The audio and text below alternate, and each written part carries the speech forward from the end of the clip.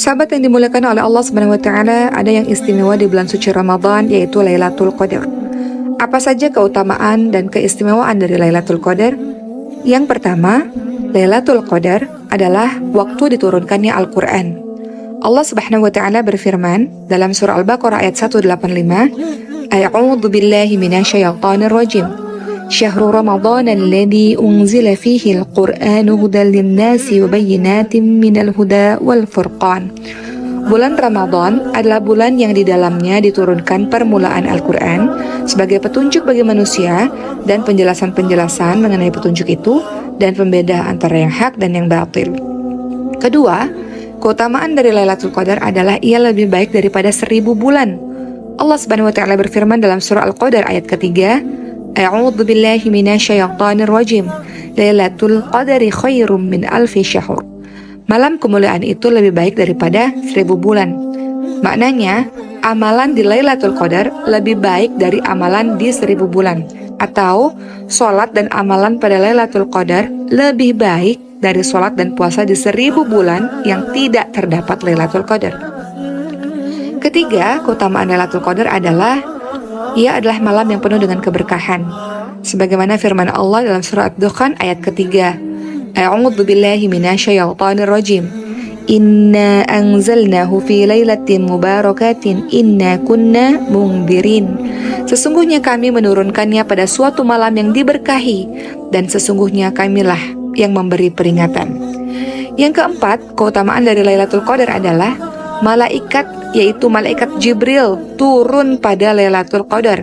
Hal ini teman-teman bisa lihat dalam surah Al-Qadar ayat keempat, A'udzu billahi minasyaitonir rajim. Tanazzalul malaikatu warruhu fiha.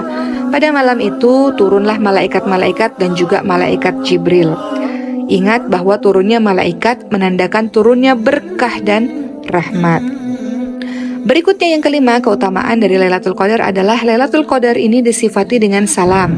Yang dimaksud dengan salam ini teman-teman lihat dalam surah Al-Qadar ayat kelima, A'udzu billahi minasyaitonir rajim. Salamun hiya hatta matla'il fajr. Malam ini penuh dengan kesejahteraan sampai terbit fajar. Jadi malam ini penuh dengan keselamatan di mana syaitan tidak dapat berbuat apa-apa di malam tersebut, baik berbuat jelek ataupun mengganggu orang lain.